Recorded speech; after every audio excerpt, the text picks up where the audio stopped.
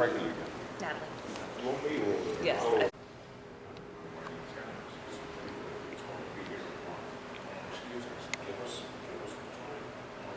Have you had in the last 6 weeks since May 23rd?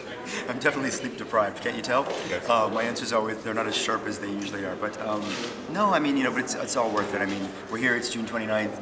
You've been along with, on this journey with us and with me specifically. So you've seen the progression and you've felt it. But, who needs to sleep now? It's really about getting the show right, having the show right, and getting the greatest reaction that we can. I mean, I've definitely poured my heart and soul into this show, and I want Michael and his fans and the world to be proud of it. So. I think they will be. I don't think there's any question. I asked Welby, I must ask you, what have you changed since May the 23rd?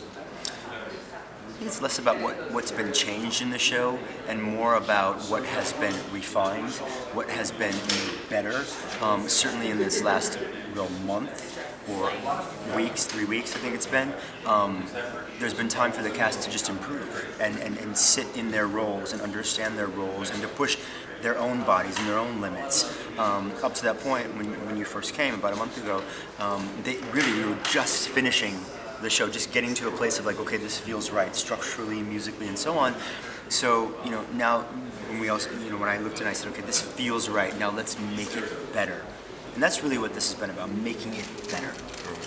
So now let's look now, here we are, the night of the world premiere, and the night of the world premiere of Immortal. And you've got two distinctly different shows. I know we've talked about how difficult it was to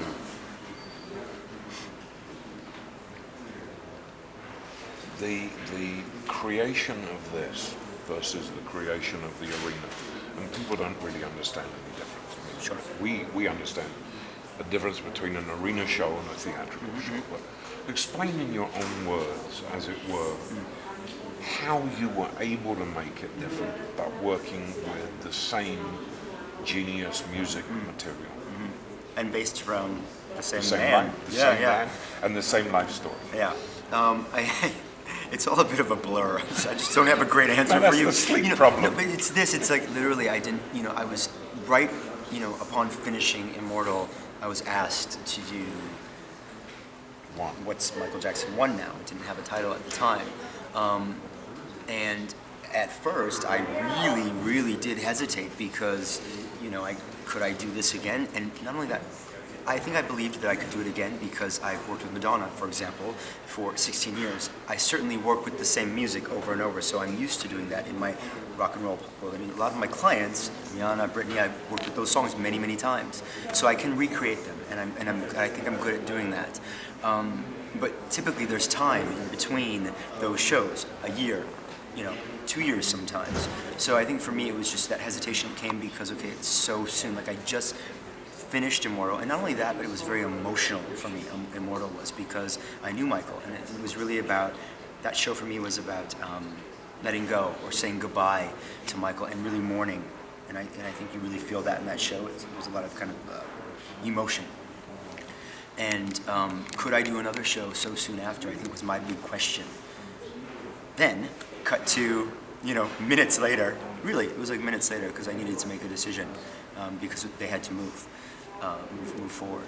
And I did think about it and I said, you know what, I just love the music so much, and it was just something really inside of me that I can't take credit for that just took over and said, do it, just do it and push yourself, can you do it?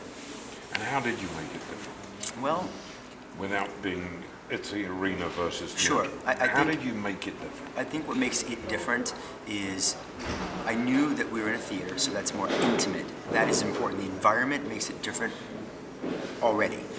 But for me, story is everything.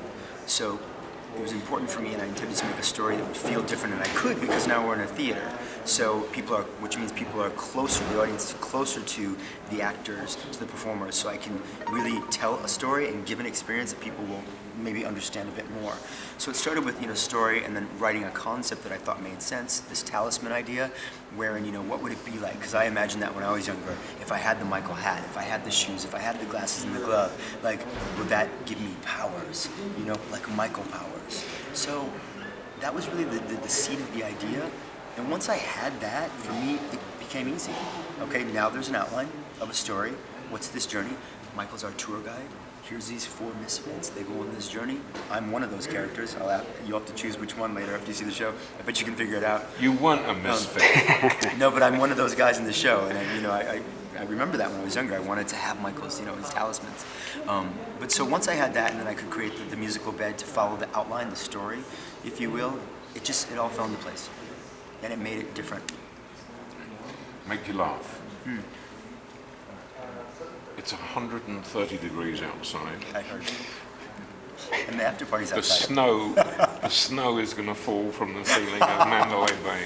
Can you crank up the snow tonight for the world premiere? Yeah, I just don't know if it will make us cold. It's just because it's not real snow. It's the illusion of snow. God, is it really 130? No, it's 120. I don't think there's any difference over 100. Okay, my God. Where do you go from here after you've taken a 6-month break and slept? Are you kidding? No way. I don't believe in those kind of breaks. I get 1 vacation a year, and that's over the holidays. No, for me, I love to keep working. I love what I do, and I love to be able to tell a story through music and in a pop culture type of way. It is what I was raised on. It's what I'm about. I get it. I love the world of pop culture and rock and roll and music. So I don't ever want to stop. And I love creating shows, specifically live shows, because then you get that audience reaction night after night. You get to feel, if you allow yourself to, what the audience is feeling, and that's very fulfilling. So, final question, and then I want to ask you one off the record. The irony of you being a young man at this moment, and probably living many, many years into the future, when you will become an older man. And these 2 shows, without doubt, will still be running for many, many decades to come. Because there's nobody was ever the genius that Michael Jackson was. How do you think you'll feel when you're twice your age, 3 times your age now, of coming back here and watching this? What will you say? What will you think? What will you feel? well, I love these kind of questions. You love it. No, proud. It's an easy answer, actually. It's proud.